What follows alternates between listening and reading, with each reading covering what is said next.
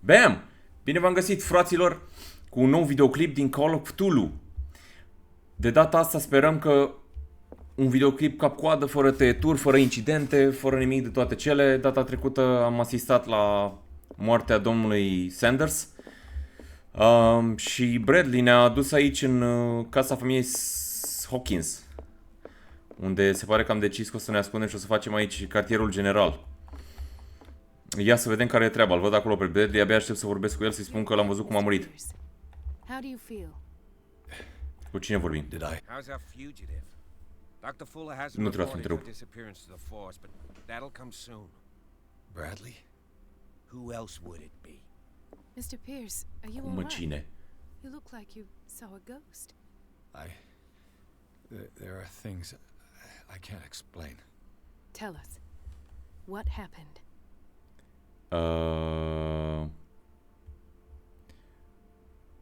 Hai să dăm pasta în primul rând. In hoods. They had stolen Mrs. Hawkins' paintings. Who are you talking about? Why would they do such a thing? I don't know, but they were a threat. They've taken over the caves under the mansion. They were performing some kind of ritual. One of the entryways was under Charles Hawkins' office. We suspect Mr. Hawkins of being involved. My patients believe the old islanders used to worship primitive sea gods. Could they be the focus of the cult? Am I hearing this right? So you think me gullible? No, not at all. What else did you uncover, Mr. Pierce? Ia să-i dăm. Nu putem să-i dăm asta.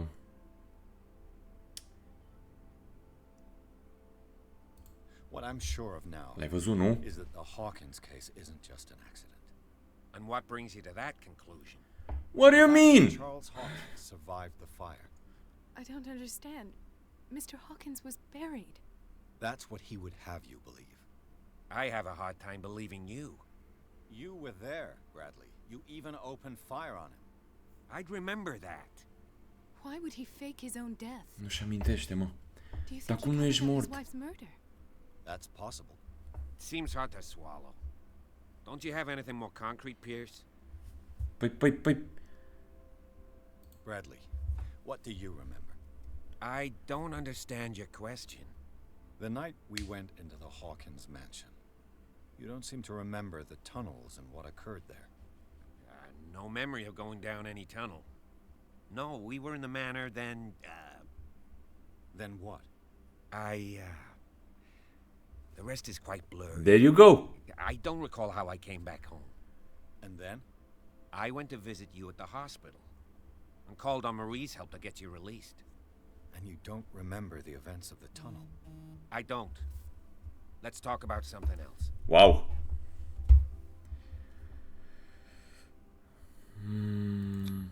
Test psychology? You two know each other pretty well.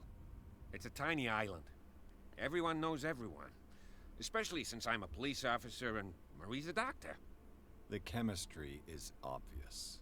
No. I do seem a little bit stupid, don't I? Anyway, let's get back to the business at hand. Bradley. God damn it. Talk to Colden. Investigating expert. Given Yeah. the energy he pours into Riverside, I presume it was Fuller's creation.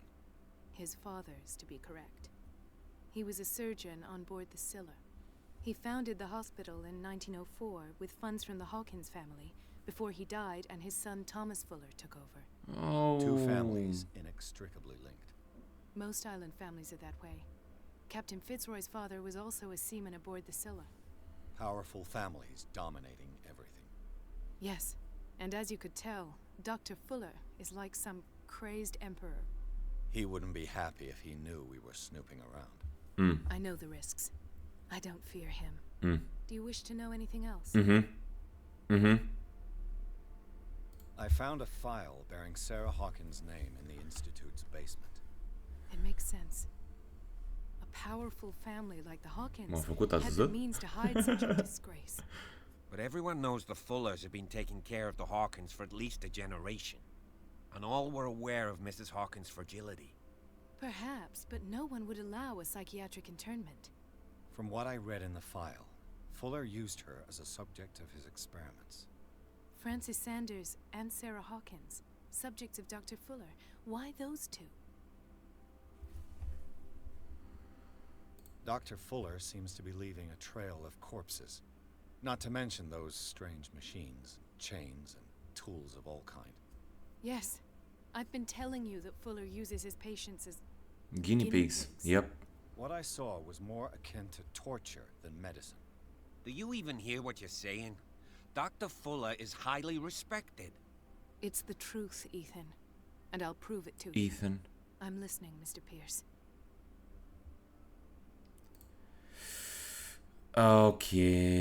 Okay. I might be on your lead. Francis Sanders. Do you know him? Of course, he's a patient. Or was. I haven't seen him since Dr. Stai mă Fuller jos got acolo, transferred to data. the basement. He knew Sarah Hawkins. And that's what killed him. What? How did he die? I'm not sure I can explain it. Tell me how Mr. Sanders died. I didn't see what. The Shambler. But something was there. With us. Of what do you speak? Sanders said it was Sarah Hawkins' visitor. He spoke of it like a living being. Sarah Hawkins? Have I missed something here? This makes no sense. I don't see how it can help crack the Hawkins case.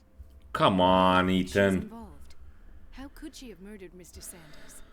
Francis Sanders mentioned Mrs. Hawkins just before dying. It's no coincidence. No, it's You know, not. Francis Sanders was a well-known art collector. I guess you can still pay a visit to his wife, Irene Sanders. An art collector, you say? That's probably how they met. If you plan on having dinner at the Sanders household, please spare the widow the tale of her late husband's suffering. I don't agree. She deserves the truth. But that truth may be biased. We don't know the bottom of it.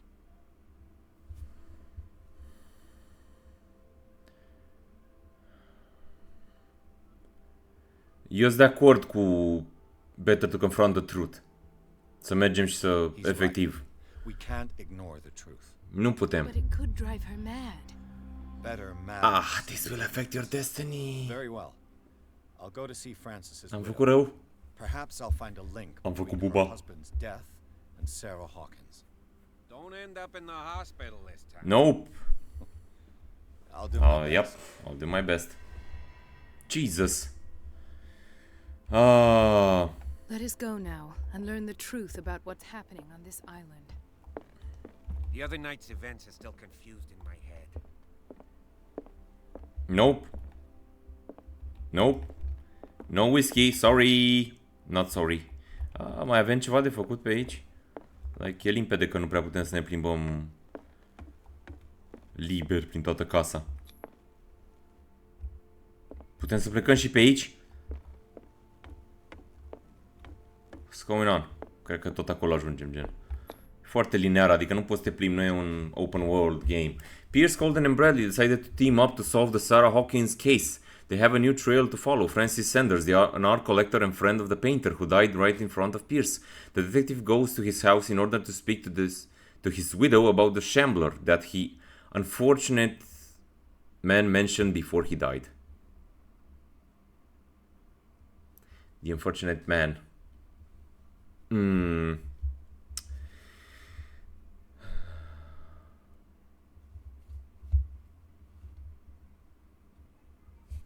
Let's see. Enter the madness.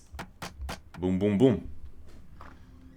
What can I do for you? Hello, Irene Sanders. Mrs. Sanders, I'm a private detective. We must talk about your husband and his ties to Sarah Hawkins. Can I come in? You may. However, You before we may. go any further, please know that my husband died yesterday. That is precisely what brings me here. Well, well. Look who's here. No, look who's here. Ce faci tu aici? You know each other. Our paths crossed. Briefly. Pentru că n-ai vrut să The vorbești cu great mine detective has a briefly. talent for sticking his nose into my business. Your I business. bump into her every time I'm investigating someone's death. It's a small island, Nice. detective. My island. Not yours. It's better that it's you bumping into me. You're investigating Francis' death. Why? Who hired you? I spoke to Francis before he died. His story suggests a link to a case I'm working on. Well, since this business has got nothing to do with me, I'll be in your husband's office, Irene. We'll carry on later. Very well, Miss Baker. Mhm. This way, Mr. Pierce. And do make yourself comfortable. It would seem that you have much to tell me. Yeah. Let's go. Bine, nu știu cât de multe vrei să auzi, totuși. Poate... May I inquire as to when you had the opportunity to talk to my husband? Yesterday, I met him at the hospital. He spoke to me about Sarah Hawkins. Oh, of course he spoke to you about her. That's all he talked about. Sarah Hawkins and her paintings. Please forgive my tone. The fact is that I have not been allowed to see him since he was interned. You, on the other hand, a perfect stranger, were able to see him and even talk with him the day he died. Da, How was he? nu era clar că nu o Were you să present when he had this attack? reacționeze bine. What happened? Hai să vedem ce spune. He died screaming right before my eyes. I was no longer there when it happened. You're taking it quite well. You must not feel guilty. Asta cred că ar trebui What să happened to spunem. your husband is terrible, Mrs. Sanders. But from what I saw, it was inevitable. The man I met yesterday had lost his reason. He suffers no longer, if you would allow me such a platitude. Of course. Chiar că platitudine. Thank you for your kind words. Nobody in that hospital would have deigned to speak them to me. However, it will require more than that to soothe my mind. Ok. I need to understand. How could this happen? In a reputed institute? And right before your eyes? Did you not do anything to help him? Nu spune asta.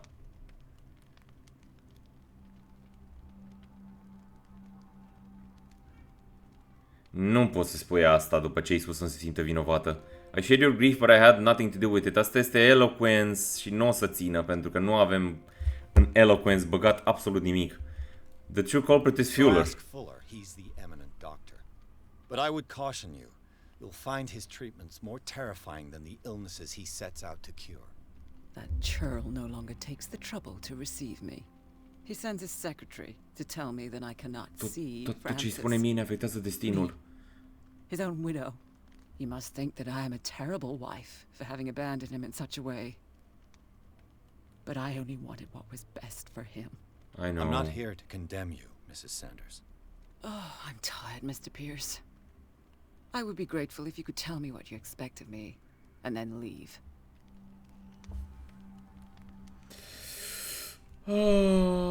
Unlock answer. Did your husband talk to you about Sarah Hawkins' visitor? A shambler, to use his precise terms. Well, you can imagine that's all he talked about. It's exhibited at the center of the gallery. No better place for the painting that endowed him with the privilege of such a shameful and miserable end to his life. A painting. The Shambler is a painting by Sarah Hawkins. Who else Of course it could is. paint such horrors? Take a look for yourself, Dar if nu you vreau feel să so văd. inclined. It is my only lead at this stage. I suppose I have nothing to lose. Then you have paid no heed. For my part, I refuse to set foot in that gallery again. But if you're so eager to see it, I would urge you to make the most of your visit. Because I count on ridding myself of that thing as soon as I can. Ok. Thank you, Mrs. Sanders. I won't be long. Sper că ne-am descurcat bine, adică... No, cât de bine puteam în astfel de situații. Did she Dacă really să ne care băgăm for nasul him peste after tot. all?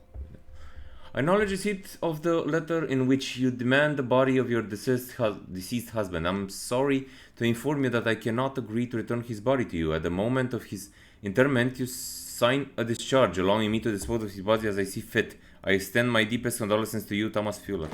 God damn it. Nici măcar corpul nu îl dă înapoi să The day the groapă. Shambler came into the Sanders' Oh! Și este Sara în fața ei. Damn! Stai tu, stai, nu mă oțâr. Nu mă pune acum, stai, țâr. Medicine. Breviary of Medicine. Ok, ne crește o țăr. No, hai să vedem totuși ce se întâmplă aici, construcția. Poate mai luăm niște puncte și mai băgăm în un alta. Ok. Psychology. Francis Sanders and Sarah Hawkins were close. Friends, even?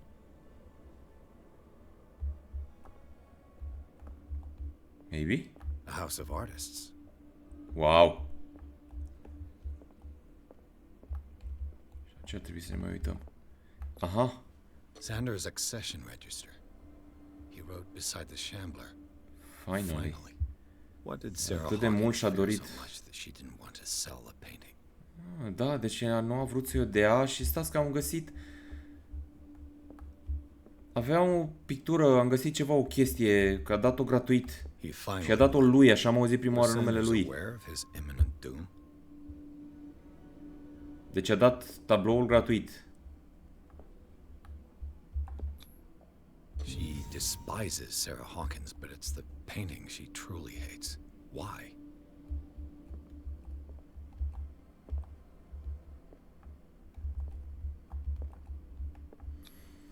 She first refused to sell the painting. How did that make her feel? Vinovată?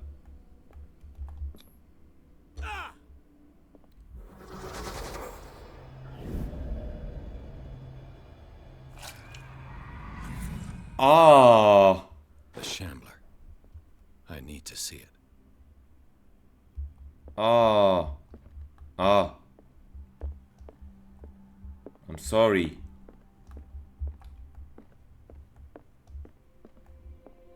Putem să ne băgăm nasul pe aici prin... Nu, am încercat deja ușa asta. De ce? Am crezut că vrea să te pe valiza aia. Hai mă.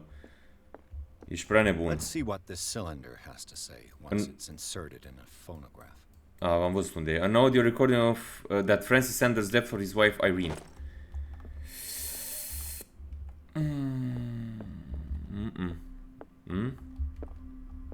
Hai să ascultăm asta. Irene, I made a mistake. I fear that it might be too late for me. Nobody should enter, except to burn everything. I never had the courage. Pay somebody to do it. He's inside my head. I see him behind my eyelids. Each time I shut my eyes. God damn it.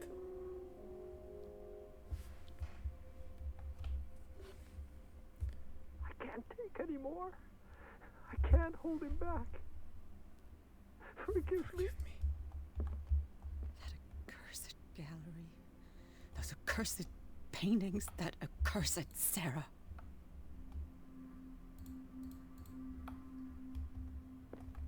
I'm sorry. I'm sorry. N-am vrut. A strange Amerindian pendant.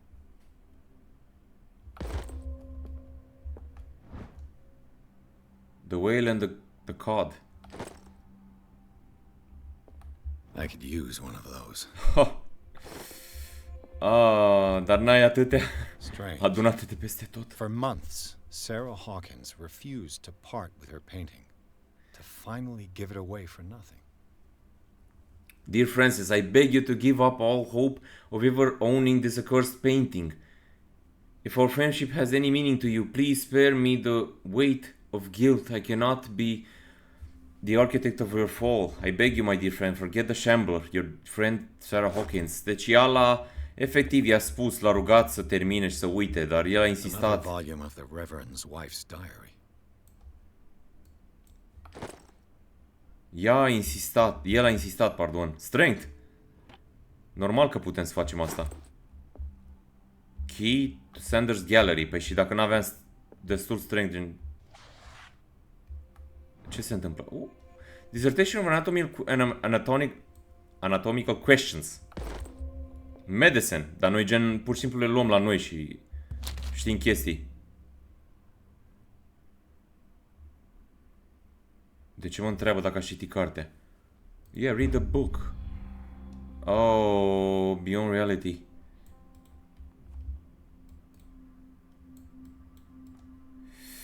Malleus Bestiarum.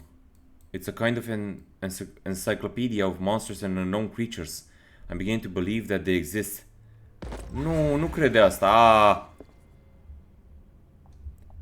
Ce se întâmplă cu asta? 50% la ocultism, Dumnezeule mare, și 24% la medicine. Dar ce se întâmplă? Aici de ce nu luăm puncte? Nu suntem în stare să medicinăm cum trebuie. Ia să vedem, avem 5. Spot hidden. Eloquence. Aici n-am băgat absolut deloc. Suntem professional acolo. Mai punem una în strength. Să fie. La investigation suntem super șmecheri. Psychology. Și cu toate astea n-am putut să deschidem tot ce am vrut să deschidem. Și Psychology 1. Ok. Bun, arată bine, arată bine. Tu. That's twice you've stepped on my toes, detective. Try not to make a habit of it. Dar e vina ta, I've got mă. a lot of bad habits. Some can be Și more whisky-ul fatal nu e than unul din ele. others. What have you come looking for in this gallery? Răspunsuri? Test your eloquence. Păi dar nu avem. I've got to verify the painting for a buyer. Another painting by Sarah Hawkins. Another painting by Sarah Hawkins. One connected to the horrors I've discovered on this island. What a surprise. I'm listening. Acum vrei să vorbești cu mine. All's fair in love and war, I suppose. Hai mă să-i spunem, poate ne împrietenim cu ea. Alo? Not now, sweetheart. I'd like to read this without some snoop looking over my shoulder. Okay, bye, have a great time.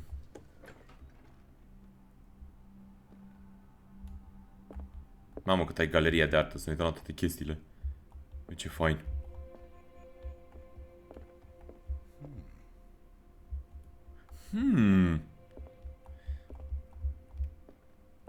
În fiecare are câte un...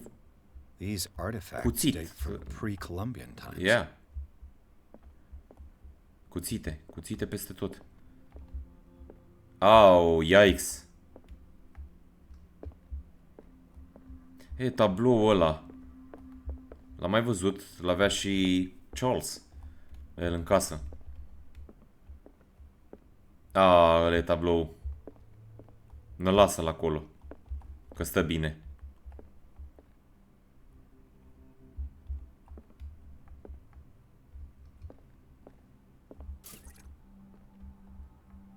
Mi-a umplut lampa, dar ce, se sting luminile sau ce se întâmplă?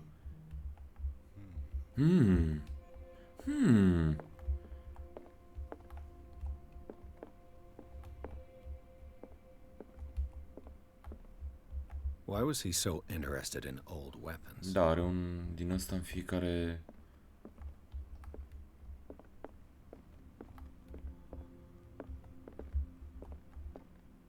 The man transformed an entire wing of his manor into an art gallery. Wow! Jesus!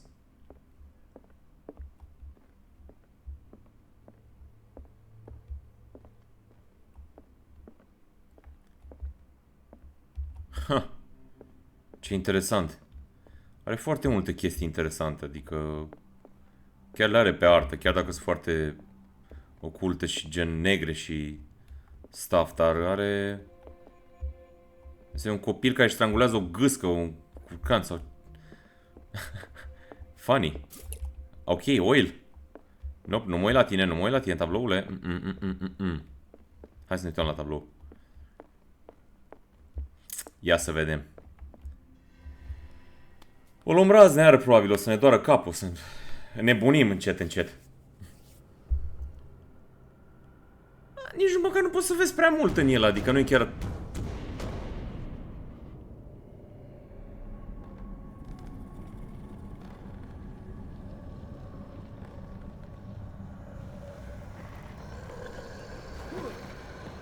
Oh, no!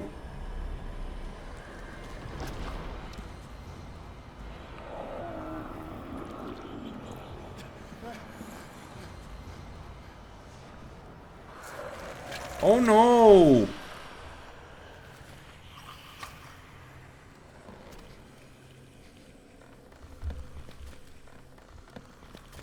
Ai, ai, ai, ai, ai. Deci asta l-a omorât pe Francis? Nu ne vede. N-are ochi. N-are ochi? Chiar nu vede? E o chestie de genul să fim mega stealthy?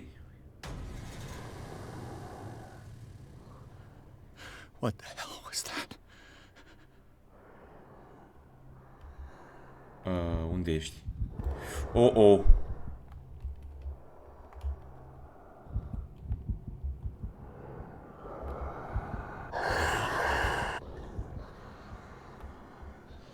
Ce trebuie să facem? Să ne uităm la tine?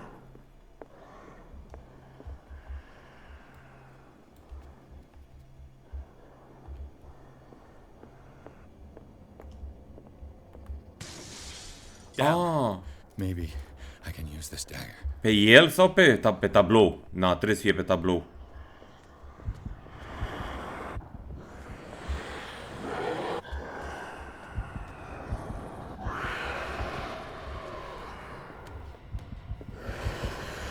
Ah!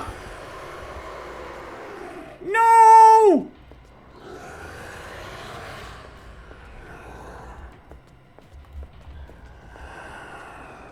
Dă-i-o, mă, dă-i-o!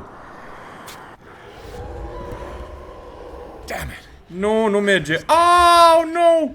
Trebuie să găsim daggerul potrivit.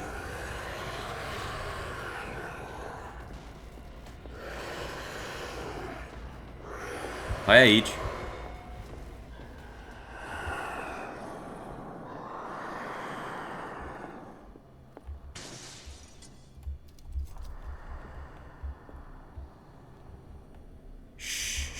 Calmează-te, calmează-te. Oh! No, no, no, no, no! Hai aici, hai aici, hai ușor, hai, haide, haide cu mine, haide.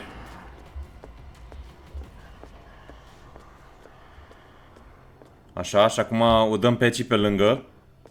Și mergem direct la tablou.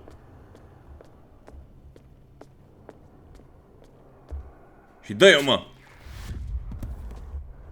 Nu e ăsta. I have to use a specific dagger.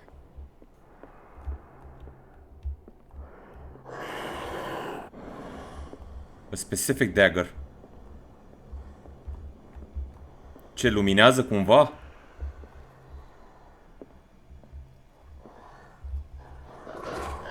Oh! Run, run, run, run. A specific dagger. A specific dagger. No, la, că le încerc pe toate, mă.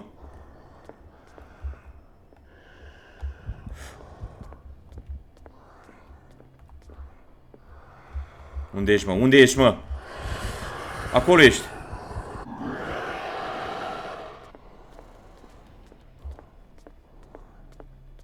No, și l-am lăsat în urmă. Și acum îi dăm. Tu, mă! Ah! Ah! Run, run, run, run, run, run, run, run. Fuga, fuga, mă! Oh, God damn it! Oh, no! Nu! Lasă-mă!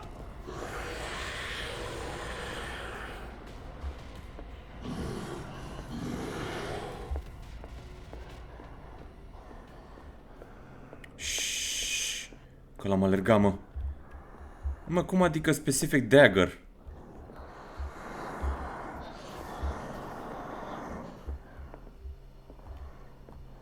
Nu, nu te bloca în mobilă, te rog. Ok, e acolo în camera aia.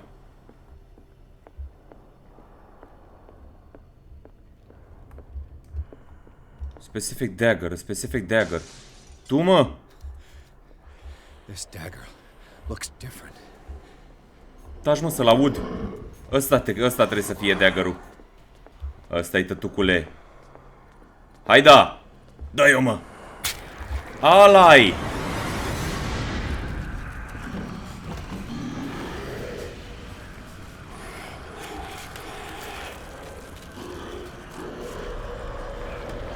No! Dă-i-o mă în gură! Dă-i-o mă în gură! Așa! Ala-i!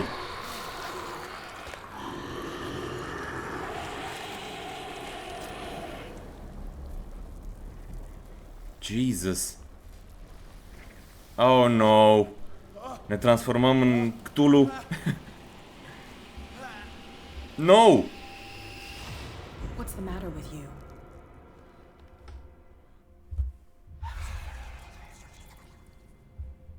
Nothing?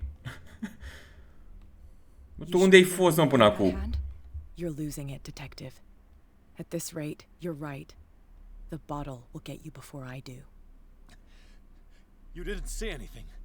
I saw you within an inch of putting a dagger through your forearm. Did I miss something more interesting? Sanders was right. This painting is cursed. What are you talking about? I was attacked by a creature. I pushed it back, I think. I think so too. What do you mean you think so too? You knew. You knew about the beast. What are you talking about? Think yourself lucky that I saved your hand, even if it was to save my goods. You mean me? Don't flatter yourself, sweetheart. I'm talking about the contents of this gallery. And by the way, where do you think you're going with that dagger? It saved my life.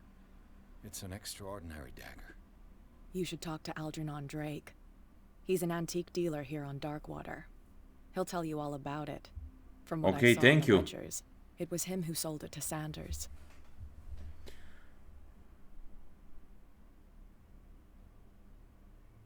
It's not your style to give me free information like that. Vreau să facem ceva Take pentru it ea. as payment for being my canary.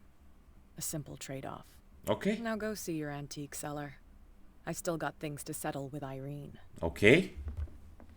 Bine. Rămâi tu aici cu tabloul ăla blestemat. Jesus. Oh.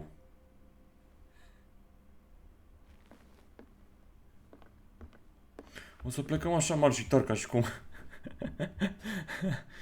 Everything is fine. The Shambler turned out to be much more than an artwork painted by Sarah Hawkins, as a huge creature came out of the painting to attack Pierce. After a hard fight, the detective managed to send it back into the painting. He later discovered that the dagger he used to repel the creature had been sold to Sanders by a man named Algernon Drake, owner of the Nameless bookstore. Pierce decided to pay the library a visit. Hai să vedem ce e cu Drake ăsta. Doamne. Jesus.